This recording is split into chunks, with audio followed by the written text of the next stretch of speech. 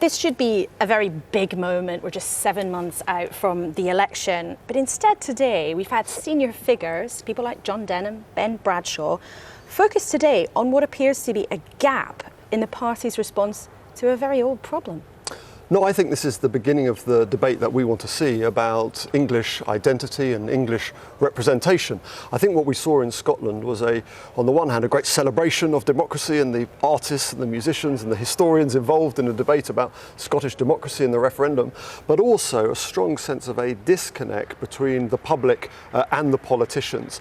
And our fear about what's going on with the sort of post-referendum analysis is that what we don't want to do is limit this conversation. So what we've seen on the fringe today with John Cruddas saying, let's bring open the question, let's have a discussion about where Labour is within that. That's part of beginning that conversation about Labour's place within a United Kingdom. But what is also part of that conversation, loud and clear from these senior figures in the party, is that Labour must say, and must say now, do you know what? The situation where Scottish MPs can vote on things that don't have anything to do with their constituents has to come to an end.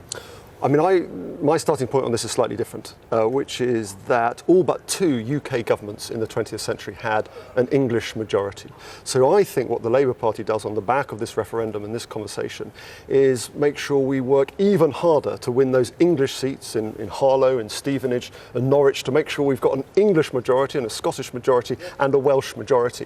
But I also think we need to lean into our great British identity. You know, I saw you last in Scotland, in Glasgow, in Paisley, fighting for the United Kingdom.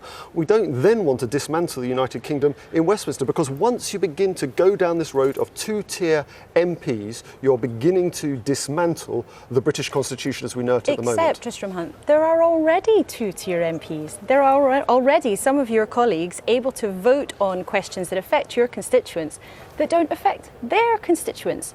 Now, why does the Labour leadership find it so difficult to say that, in simple terms, that's not fair? Every MP can vote on what is in front of them in the House of Commons. We have a situation where London MPs look after their transport facilities.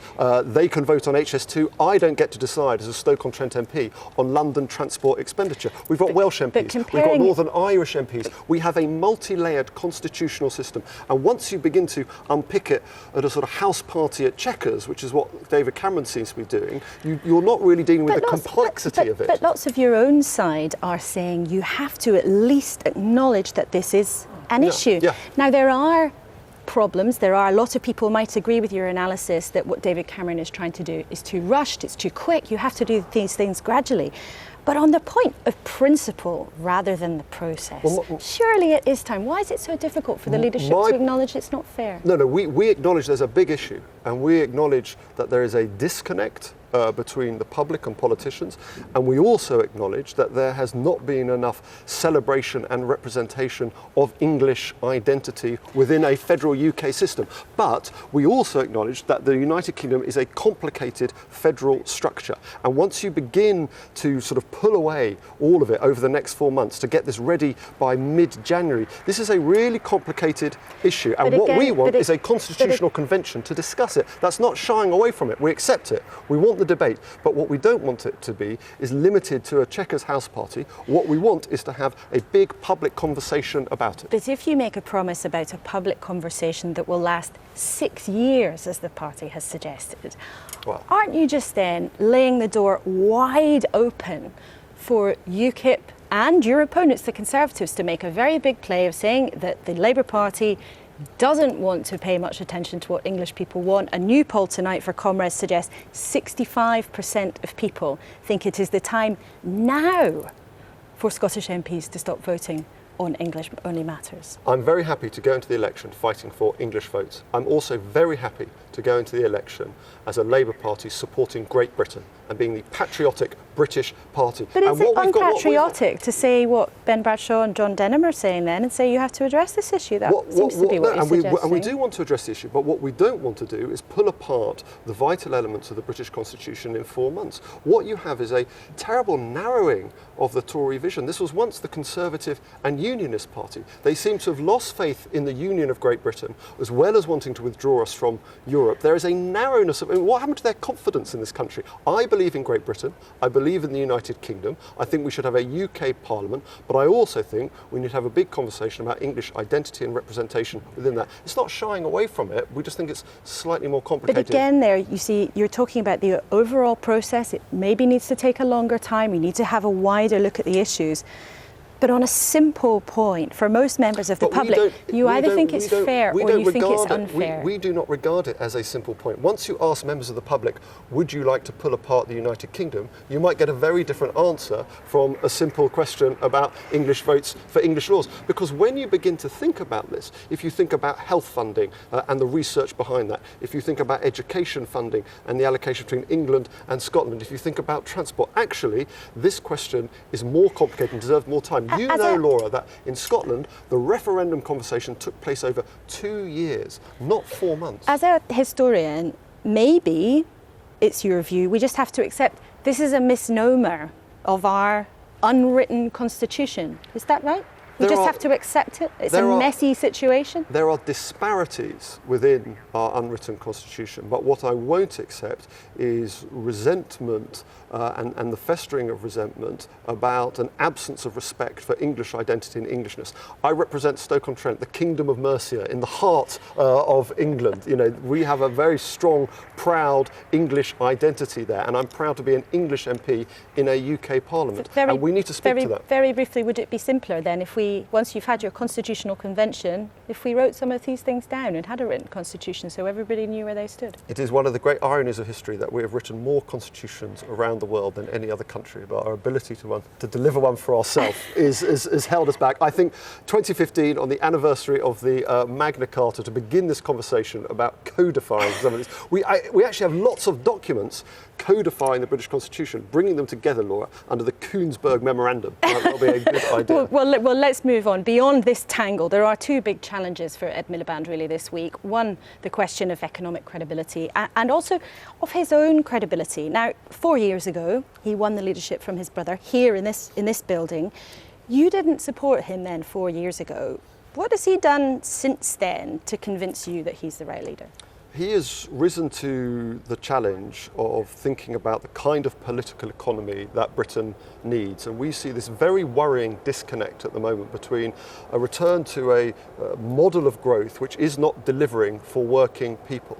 And Ed Miliband's critique of how our modern economy is working and his policy response to that, we've announced this week raising the national minimum wage to £8, cracking down on 0 hours, making sure we don't have contract workers all taken from abroad. On the one hand, there is quite a overarching policy critique of our current political economy, and on the other hand, there are direct, winnable policies that I know I can go on the doorstep in Stoke-on-Trent and say, this is why you vote for a Labour government. And maybe some of those policies are cutting through. Maybe some of your policies on schools are cutting through, because the party is pretty consistently, if narrowly, ahead in the polls. But again, consistently, Ed Miliband himself is way behind in his own ratings. Why is that, do you think? Well, I've worked with Ed Miliband close up now, and I know, first of all, that he's a man of conviction and character. He believes deeply and passionately in this country, and I think over the course of the general election, we will see that. We can look at Margaret Thatcher's polling prior to her election. We can look at those comments by Churchill about Clement Attlee, that he was a modest man who had much to be modest about. In fact, created the welfare state, delivered freedom for India, all of those elements. So I wouldn't hold too much by the kind of polling we might be seeing. Except popularity ratings do determine whether or not people can actually win elections. I mean, I think we can have a look, and you can have a look at this with some of the previous ratings. This is the position of leaders of the opposition 1 year before an election. Cameron, Blair, Thatcher, all way ahead. Ed Miliband, down there, is only just ahead of Michael Foot, less popular than Michael Howard was before 2005, less popular than Neil Kinnock in 1986 and 1991, less popular than William Hague when he was trying to be elected. Now, this matters because those leaders didn't win. The great thing about being part of Ed Miliband's team is that we're in the history-busting business. And so going back into office after one term in opposition is exactly what we're about. So I'm not really bothered about that. You're not bothered? I'm not really bothered about that. What I'm bothered about is making sure that we've got policies to deliver for working people, making sure that we're going to have an economy working for working people. And when we've got the standard of living crisis that we're seeing, our policies on the national minimum wage, on the NHS, on schools policy, having qualified teachers in your kids' classes might be a good start. But you can say then, you can sit there this week and say, as a frontbencher who hopes to be the Education Secretary or any other job that might be bestowed on you if Labour won, that it doesn't bother you that Ed Miliband is less popular than Nick Clegg, less popular than Nigel Farage. It's very easy to sit and say it doesn't matter. But it does if it means you won't win the election. We are going to win the election because we're going to convince the British people that we've got a long-term plan, which is what Ed Miliband is talking about tomorrow. And we're also going to show that at the moment we've got an economic model which is working for a very privileged few. And what we have to make sure is that when growth returns to this country, it delivers for the majority. And we'll come on to that in just a second. But do you think that people haven't understood Ed Miliband then? You sat there and made a very good argument for him.